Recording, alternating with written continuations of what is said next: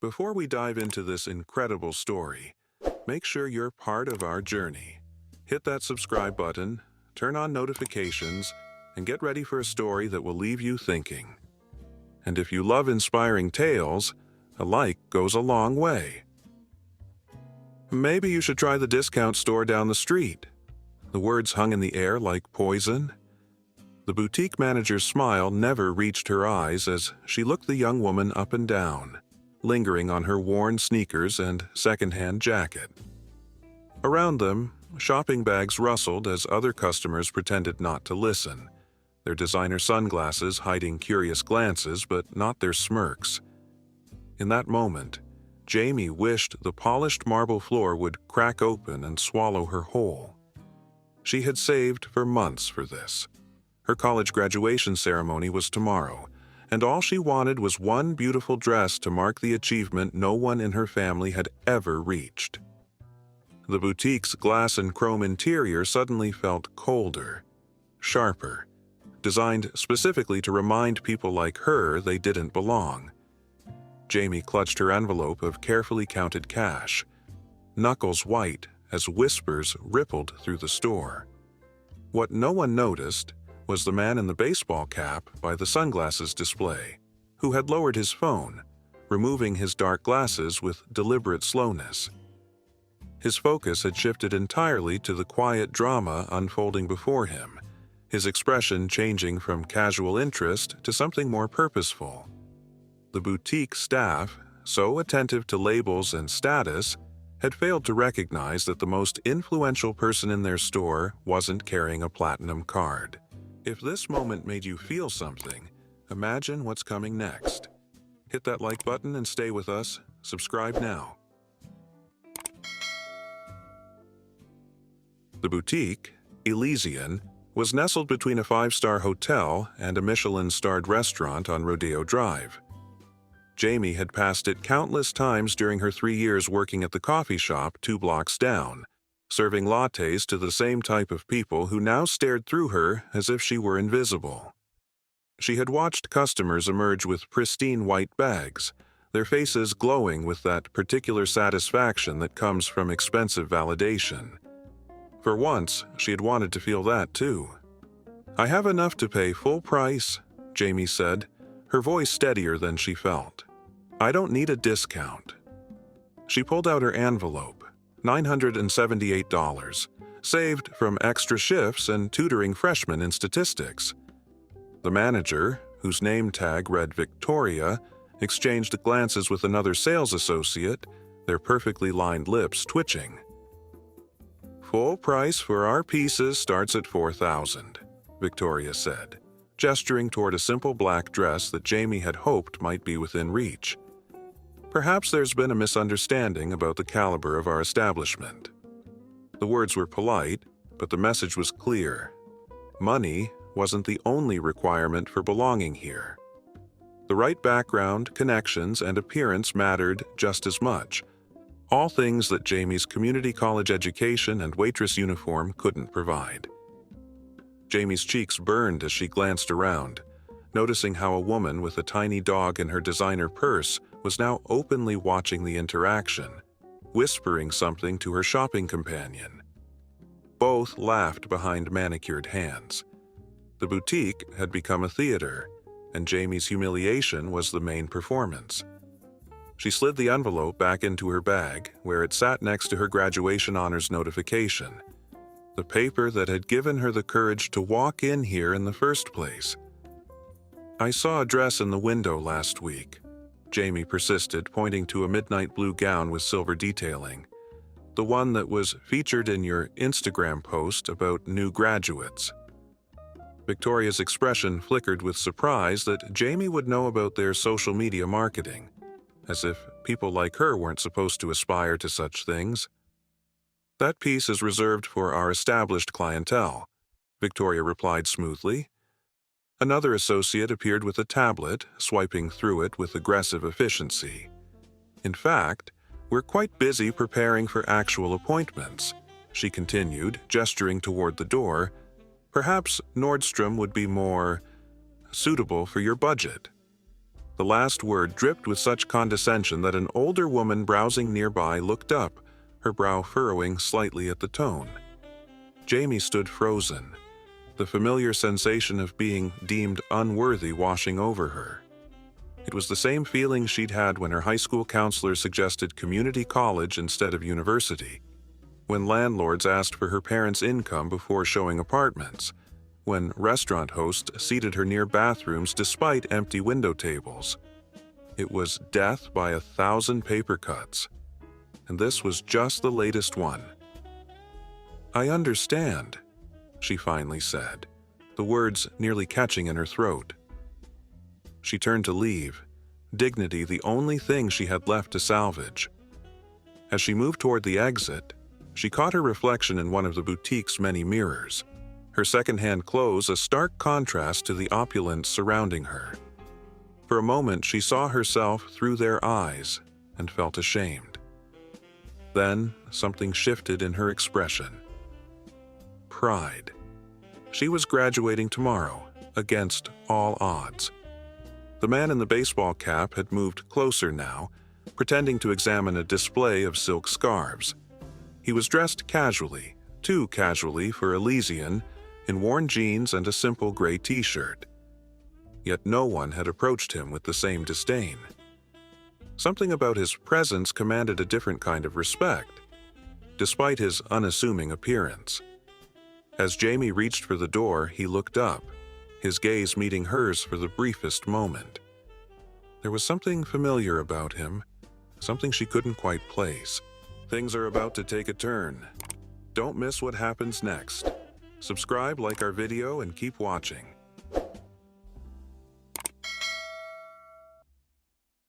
Jamie's hand had just touched the cool metal of the door handle when Victoria's voice rang out again, this time pitched louder, clearly meant for the audience of wealthy shoppers more than for Jamie herself. "It's just that we have standards to maintain," she called, drawing out the performance. "Our clients expect a certain atmosphere." She gestured vaguely at Jamie's appearance, inviting others to join in her assessment. A few customers nodded in agreement, one woman clutching her shopping bag closer as if Jamie's presence might somehow contaminate her purchases. The man in the baseball cap set down the scarf he'd been examining. Something in his posture changed, a subtle squaring of the shoulders, a slight tilt of the chin. He moved with purpose now, no longer pretending to shop. As he turned, the light caught his profile, and recognition flickered across the face of a nearby shopper who quickly nudged her friend. The whisper spread like wildfire through the store. "Is that?" "I believe the young lady was interested in the blue dress," he said, his voice carrying clearly across the now hushed boutique. "The one from your graduation campaign." There was no mistaking that voice, the same one that had captivated audiences in blockbuster films and passionate environmental speeches. Leonardo DiCaprio removed his cap entirely, running a hand through his hair as he approached the counter where Victoria stood, now frozen in place. "Mr. DiCaprio," Victoria stammered, her composure shattering. "We had no idea you were—" The color drained from her face as realization dawned. He had witnessed everything. The other associates scrambled into action, suddenly attentive, their faces masks of professional panic. "I've been browsing for about 20 minutes, Leonardo said casually, though there was steel beneath his friendly tone. "Nobody approached me, which was actually perfect. Gave me a chance to observe how things really work in here." His gaze swept the store, taking in the other customers who now seemed intensely interested in their phones or the nearest display rack. Jamie stood rooted to the spot, one foot literally out the door. She recognized him now, of course, the environmental activist and Oscar-winning actor whose face had graced countless magazine covers. What was he doing here, and why was he getting involved? "That blue dress," Leonardo continued, pointing to the exact one Jamie had mentioned, "is part of your campaign celebrating new graduates, correct? I saw it featured on your social media." He turned to Jamie with a warm smile. Congratulations, by the way. College graduation is a significant achievement." His words were directed at her, but the message was for everyone else. A public acknowledgement of her worth in a space designed to make her feel worthless. Victoria's professional mask slipped back into place, though her hands trembled slightly as she adjusted her blazer. "Of course, Mr. DiCaprio. The graduation collection is one of our proud initiatives." She turned to Jamie with a plastic smile that didn't reach her eyes. "Perhaps I misunderstood your inquiry earlier." Leonardo stepped closer to the counter, his expression pleasant but uncompromising. "I don't think there was any misunderstanding," he said quietly. "I think everyone here understood perfectly what was happening." The boutique had fallen completely silent now, the tension palpable. Even the security guard by the entrance seemed unsure where to look. Several customers had their phones out, angled discreetly, or not so discreetly, toward the unfolding scene. Whatever happened next would likely be on social media within minutes.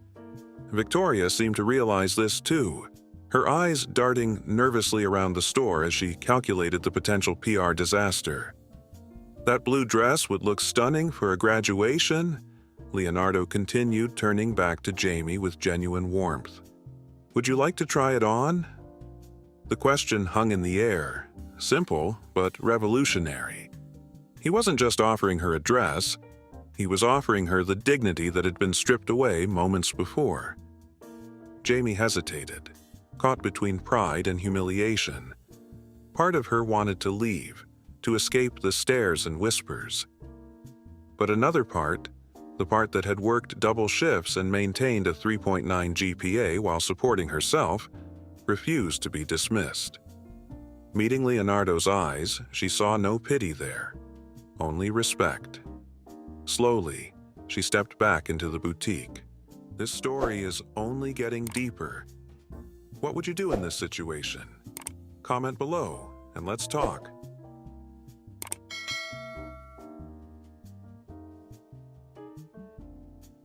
"Actually, yes," Jamie said, her voice finding new strength. "I would like to try on that dress." Something had shifted in the atmosphere of the boutique. The hushed whispers had intensified, and now phone cameras were openly recording. Victoria's face was a battleground between career preservation and ingrained prejudice. "Melissa," Victoria called to another associate, her voice artificially bright. "Please assist our customer with the celestial blue gown from the graduation collection." Melissa hurried to obey, disappearing into the back room while casting furtive glances at Leonardo DiCaprio. "While we're waiting," Leonardo said, leaning casually against the counter, "I'm curious about your graduation campaign. It's about celebrating achievement regardless of background, right?" His question was pointed, loaded with meaning that wasn't lost on anyone present. "That's what attracted me to your brand initially, the message of inclusivity." Victoria's smile strained at the edges. "Absolutely, Mr. DiCaprio. Elysian believes in celebrating all types of achievements." The hesitation before types hung in the air like a confession. "Interesting," Leonardo replied, his eyes never leaving Victoria's face. "Because what I witnessed earlier seemed to contradict that message entirely." His voice remained conversational, but each word landed with precision. "I saw a qualified customer being judged not on her ability to purchase, but on assumptions about who she is." Melissa returned with the midnight blue dress, handling it with the reverence typically reserved for customers who arrived in chauffeur-driven cars. "The fitting room is ready for you," she said to Jamie, her tone entirely different from the dismissive attitudes of moments earlier. As Jamie followed Melissa toward the fitting rooms, Leonardo addressed the store at large, his voice carrying easily through the space. "You know, I've spent a lot of my career playing characters who discover that appearances are misleading." Several customers nodded eagerly, happy to connect with his films. "The irony is that in real life, We often make the same mistakes my characters do, judging books by their covers.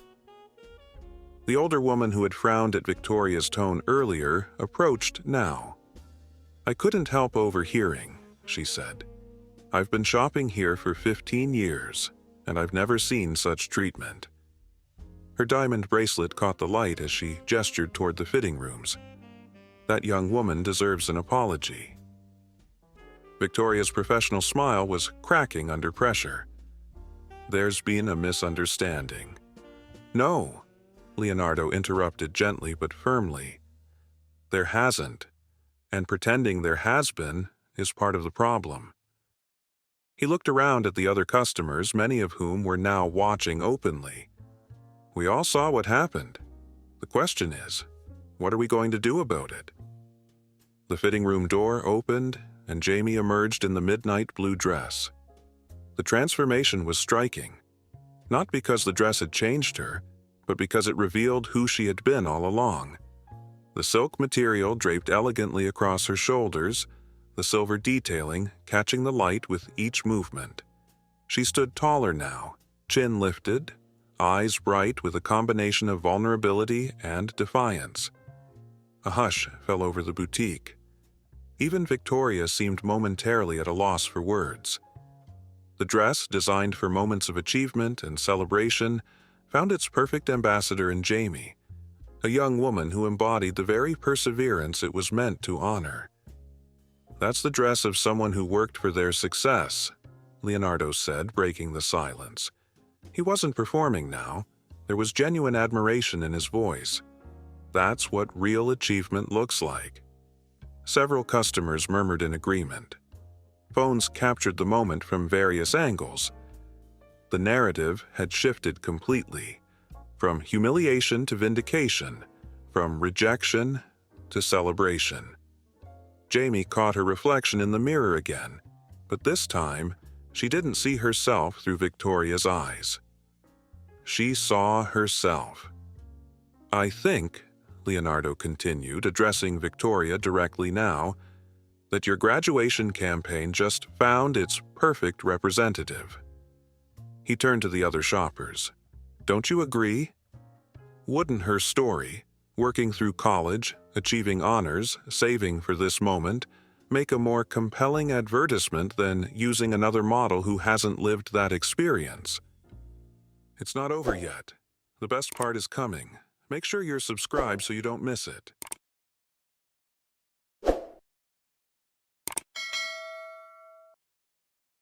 The next morning, Jamie stood on the community college stage, the midnight blue dress shimmering under the lights as she accepted her diploma. What no one in the audience knew, except her roommate who had screamed loud enough to wake their entire apartment building, was that she was wearing the dress Leonardo DiCaprio had purchased for her. Not as charity, he had insisted, but as an investment in her future and a statement to Elysian. "Consider it a graduation gift," he had said as Victoria processed his credit card, her face a careful blank. "From someone who believes talent and determination should open doors, not close them." Before leaving the boutique, he had asked for Jamie's contact information, promising to connect her with people in the sustainable business field she hoped to enter after graduation. Victoria had stumbled through an apology that sounded rehearsed and hollow, her eyes constantly darting to the phone, still recording the interaction. By then, clips were already circulating on social media, with hashtags like "respect is always in style" and "DiCaprio calls out" trending. The boutique's Instagram was flooding with comments, many from people sharing their own stories of being judged or dismissed in high-end establishments. 3 days after graduation, Jamie received an email from Elysian's corporate headquarters. The viral video, which had now been viewed over 4 million times, had prompted an internal review of their customer service policies. They offered a formal apology and, more surprisingly, an invitation. Would she consider consulting on their new inclusivity training program? The irony wasn't lost on Jamie, but she saw an opportunity for real change and agreed to meet with them. Leonardo had kept his promise, too. Through his foundation's network, Jamie had secured an interview with a sustainable business accelerator program that aligned perfectly with her degree. "Your experience gives you perspective that can't be taught," read his email recommendation. "Use it." The woman with the diamond bracelet, who turned out to be on the board of a major retail corporation, had reached out as well. "We need voices like yours in the industry," she wrote, "people who understand both sides of the counter." What had begun as one of the most humiliating moments of Jamie's life had transformed into a catalyst for opportunities she couldn't have imagined.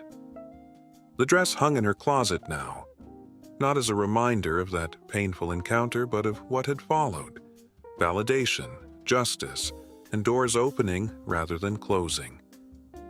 1 month later, Jamie returned to Rodeo Drive, not as a hopeful customer, but as a featured speaker at a luxury retail conference on redefining luxury, inclusion as the ultimate status symbol.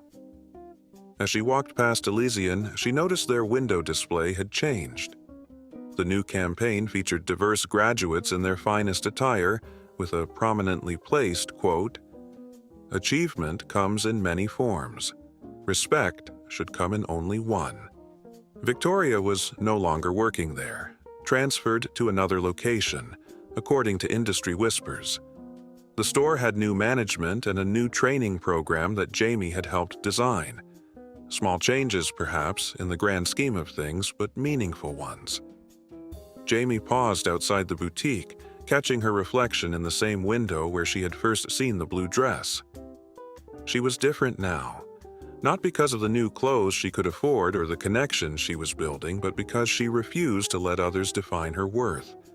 That was the real luxury she had gained. As she turned to continue toward the conference venue, she spotted a young woman hesitating outside the store's entrance, checking the price tag on a display item and then her own wallet with the same calculation Jamie had made weeks ago. Without hesitation, Jamie approached her with a smile. "The blue one would look amazing on you," she said, "and you absolutely belong in there. Let me introduce you to someone who can help." The circle completed itself as the most meaningful transformations often do, not in grand gestures, but in the simple act of holding doors open that others had tried to close. Wow, what a story! If this moved you, imagine what else we have for you. Hit that like button, drop a comment, and let us know what you think.